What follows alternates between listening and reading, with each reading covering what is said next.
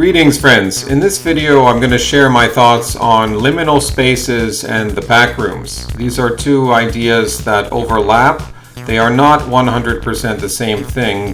The backrooms came out of the concept of liminal spaces, but added some things, chiefly having monsters. So what are liminal spaces? Some may call them simply a transitional space which inspires a feeling of discomfort, some feeling of uncanniness, sometimes nostalgia, though not always. The liminal space is not entirely well defined, but it seems to be grasped by enough people that we recognize it as a category. When we think of hallways, stairwells, and doorways, specifically spaces which exist only for the passage of people or for the functioning of an office and are not normally seen empty, are not normally seen abandoned. And much of the photography and videos and computer-generated videos around liminal spaces are not necessarily of abandoned things. In fact, often it is not abandoned. There is even an aspect of dreaming to liminal spaces. The idea that we recognize something that we haven't actually experienced. Something about an image or a view inspires in us a feeling that we have been here before, even though we know we have not. Not exactly deja vu, but an image or a pattern that does correspond perhaps to some dreams we have had, or perhaps to a real place we have been. Now, dreaming, and especially the backrooms, which I'll get into, is one of the reasons why I got interested in this when I recently found out about it. It's funny because I would have known generally intuitively about this way of understanding or looking at reality, but it was refreshing to see that the younger generation had already pioneered this. Like, I'm assuming mostly Zoomers that really developed this art form, because it is an art form focusing on liminal spaces, and it's refreshing to see that there's real creativity in the younger generations, at least the backrooms. The liminal space is an older concept. I don't know, it probably goes back many decades. But what got me into this randomly, perhaps I would have encountered the phrase liminal spaces, but I was thinking of a joke just to tell my friend, send him a text message, and I was thinking of what could be a silly academic thing. I made up the name of like a paper, something ridiculously academic sounding. The term liminal spaces came into my mind. I don't know if it came into my mind at a particular instant, I don't remember, but at some point I was thinking of what would be a funny, meaningless academic phrase.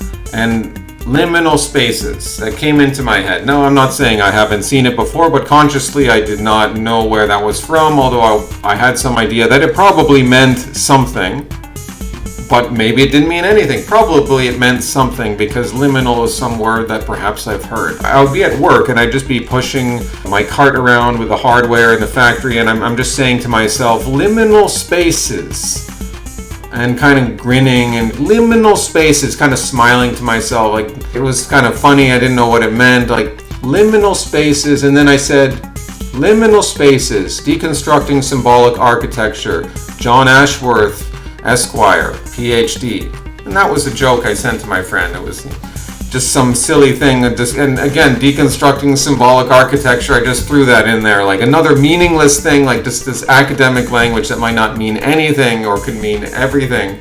That's just how I left it for a few weeks, over a month ago. Then I looked up something on liminal spaces and found out that, it is a real thing. Not entirely unsurprised, but I was like, yeah, okay, it is a real thing. And what it ended up being didn't exactly blow my mind, but it really made me amazed that I had been missing out on this fascinating art form for many years now.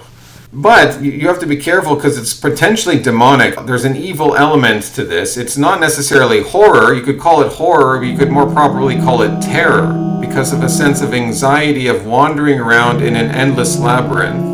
Well, we're getting into what the backrooms are. And I'm not going to do a whole deep dive on that here. There's other videos that do that much better. And I'm still not exactly 100% educated on what the backrooms is. I know the basic story, but the thing is, it's organic. An organic creation of people on the internet No one owns the concept of the backrooms, but I'm sure there would be consensus as to what is acceptable. But it's an imaginary, hopefully imaginary, office-scape or roomscape. It's a liminal space concept, except liminal spaces are supposed to be empty. That's what makes them uncanny and eerie. Something familiar, some place you might recognize, now it's completely empty. The very beginning of Backrooms, I'm referring to an entry here on wikifandom.com, and it says here under History of the Backrooms, on May 12, 2019, an anonymous user started a thread on /x/4chan's paranormal themed board, where they asked users to post disquieting images that just feel off. One of the posts was the original photo of the Backrooms, a picture of a large carpeted open room with yellow wallpaper and fluorescent lighting on a Dutch angle. I don't know what that means, Dutch angle. It is not known where the photo was taken. By the way, I've heard that it was supposed to be set in Japan. Who knows if that's true. But this photo appeared in an earlier thread on April 21st, 2018. So there was that photo, which, as far as I know, is of an actual real room, but maybe it's not, because who really knows at this point? But maybe it was a real room. No, I don't think anyone will ever know. That's the thing about the Backrooms. We can't tell if it's exactly real or not. If we're familiar with it, we know it's not real. And part of the way they film it is in old VHS, simulating VHS technology from the 90s, giving it a personal feel of a video you're not supposed to see, making it look more believable, but also excusing the poor quality, and the poor quality making it seem more real because, it's just an old video from the 90s, and the story of the Backrooms is supposed to be set in the 1990s. But anyways, getting back to this post here, another user replied to that photograph post with the first description of the Backrooms, which was the following. If you're not careful and you no-clip out of reality, and a no-clip was referring, I believe, to, it's like a gaming concept where you, I don't know if as a glitch or as some weird part of a game, you basically transport from one area of a game to another, kind of like teleportation, almost by accident. I'm not a gamer, but that's the term they're using. You sort of teleport, no-clip, out of reality in the wrong areas. You'll end up in the Backrooms, where it's nothing but the stink of old moist carpet. They emphasize that the carpet is moist, and it's all throughout the Backrooms. The madness of mono yellow, the endless background noise of fluorescent lights at maximum hum buzz. So the lights there are all uniform generally, and they all have a buzzing sound. Some videos that make Backrooms content, they make the lights really loud, and it's even annoying to watch the videos because the lights are so loud. What's this? Other videos, they tone it down. And then he finishes with an approximately 600 million square miles of randomly segmented empty rooms to be trapped in. I don't know if you're actually trapped in. Well, you are trapped. But you're not. The thing is about the Backrooms and the terror of liminal spaces, semi-liminal spaces, as we'll see, is not that you're trapped in the rooms, because you're rarely ever physically trapped in any specific room in the Backrooms. You're trapped in the Backrooms themselves. You can't get out of the Backrooms. You might think you can get out. There's exit signs, but you go where the exit signs are, and they just lead you somewhere else. Some other level. And there are levels, as we'll see. That's a concept that got developed later on, but generally first it was a one level, endless, 600 million square miles. So it's not infinite, but it's, for all intents and purposes, inconceivably large. You could wander the Backrooms for your entire life on one level, on the original yellow, monochrome yellow level, and not even explore a few percent of it, and you would die before that time, because as you'll see, because as they finish with the post here, the person added, God save you if you hear something wandering around nearby, because it sure as hell has heard you. So from the beginning, they introduced the idea of entities or monsters into the Backrooms. Kane Pixels, that creator behind that channel, Kane Pixels, did a lot to popularize Backrooms.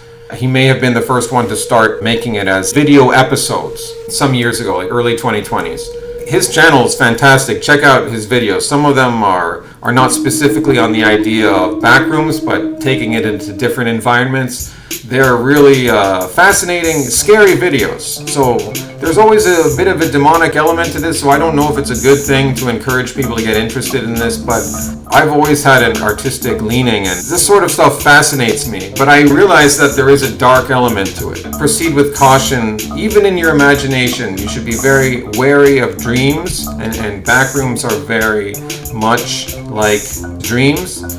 The idea of these carpeted spaces. When I was a kid in my house, I dreamt not necessarily of things like the Backrooms, but I remember dreaming of spaces in my closet that opened up into another area of the house, which opened up into another area.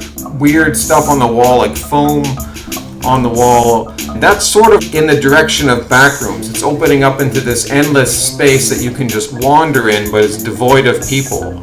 And I remember in one dream passing through a small passage carpeted. And then I saw a Backrooms episode where they had that, where the guy, he's wandering and then he comes up to the wall and there's this small hole carpeted on the inside of it, and he has to crawl through there and he ends up in some other room. That's the sort of thing I'm sure I would have had dreams of. At least once or twice in my life. I mean, you don't always remember your dreams, usually don't. And dreams are generally on the demonic side. Like, you have to be suspicious of dreams. Most of the time it's going to be some demon trying to influence you. And I wouldn't call all of these dreams that I have, and I have had many dreams of wandering around in these endless spaces, I wouldn't call all of them nightmares. But there definitely is something a bit off about these dreams. Like, I'm trying to get out of a big complex or a big building, and I'm taking an elevator, and then it leads to another stairwell, and I can never end up getting out. And before I wake up from the dream, I never get out. That's a similar concept to the Backrooms, but there's also a fascination element. In those dreams of my house, which was a real place where I grew up in Etobicoke in the 90s and 2000s, I had dreams, and still maybe to this day might have a dream of there being an opening in the basement of my house, maybe a trap door or something that opens up, and then there's a crawl space which is dirty, and you think, oh, there's nothing much, or there's a stairwell going down, and oh, that's really the bottom of the house, but then there's something more, and then something more, and then you look, and then you can see a whole shaft receding down into the darkness, different levels, and a feeling of gloom, really an ominous feeling, really a threatening feeling. The sense of that space, I still remember it so clearly, the looming feeling of the ominous feeling. But in those dreams, I would not go down any further. Horror is described as the feeling of revulsion that usually follows a frightening sight, sound, or otherwise experience. By contrast, terror is usually described as the feeling of dread and anticipation that precedes the horrifying experience. Wandering around in a place which otherwise seems normal but is not the same. That's the feeling of living under terrorism. That's a similar feeling, I think, which is evoked in the Backrooms. The terror, the anxiety of wandering around endlessly in a space which is designed with demonic purpose to basically lead you astray and trap you there. And then eventually they have entities, different kinds of monsters which find you and kill you. And of course, that's moving from terror to actual horror. So that's why some people say the Backrooms moved a bit away from the concept of purely liminal spaces and just into the realm of horror. There's human investigators going in there, and how they have access to this alternate reality is not explained, but they go in there in biohazard suits or hazmat suits, and they do investigations, and it's all very ill-advised, but they're very curious, and it's the government or it's some big corporation that's sponsoring all of this, and many of the investigators get killed, but they just keep going in there because whatever, it's science, but it has to be top secret. And it reminded me somewhat of the Half-Life story in Black Mesa in that facility. Some of the aesthetics reminded me of Half-Life, the sound of these humans walking around in hazmat suits, speaking on these garbled walkie-talkies or intercom systems, that reminded me a bit of Half-Life, because like Half-Life, like Backrooms, they introduced some humans, but they're still not fully human. There's still some barrier. So even if people who end up in the Backrooms randomly, like some random civilian teleports in there, totally by accident, and he's trying to get out, and then he encounters some of these humans like himself that are investigating, and they're like, oh, we'll help you get out, but it never ends up working out. Not by any fault of the guys in the hazmat suits necessarily, but because you're in the back rooms. But the point is that you never get any consolation from meeting these guys in hazmat suits, because they're just like sheep and they might get killed themselves. You might get separated from them very easily. The back rooms has a tendency to separate anyone who wanders in there, to divide groups, because you go around one corner, you miss someone very easily. It's a labyrinth, and in some episodes they explore the concept that the labyrinth changes, which you would expect a dreamscape to do. Like you go back the way you came, it's actually different, and it's messing you around. Maybe not always that's how it is with Backrooms, but sometimes I've seen that, like, they go back a way they came, they even had tape to trace, and it's like, well, we've got all these different corridors here now, this wasn't here before. The sinister thing about the Backrooms is curiosity killing the cat. The humans are fascinated by this place. The viewer, I'm fascinated by it. It's kind of like unsettling, but you want to know what's around the next corridor. Every room is different. No room is exactly the same, even though, it's all yellow or it's all the same aesthetic. Of course, if you look more into it, there's different kinds of aesthetics, different colors, even different levels, some of which are more dangerous. Other people expand it to the very edge of the concept of Backrooms, where it becomes this like disintegrating video game reality, which is really the same concept of a dream, where you get sort of to the borders of the Backrooms, like the very bottom where there's this giant clock, and then things are starting to fall off into this black abyss. This is already shooting off in many directions. It's actually very encouraging, because it doesn't have to remain in this dark vibe. You could expand it in some more positive directions as an artist, but either way, it's refreshing to see the younger generation really pushing art in a new medium, and actually making the best of this time where we're very unsettled between the blending of what seems real with what can be created digitally on a computer. It's very unsettling. They're making something out of it, which I can respect. And the Backrooms and liminal spaces themselves, which are an older concept, but it's been recognized a lot by younger people. I can only tip my hat to them for taking the lead in this. Hasta luego, amigos!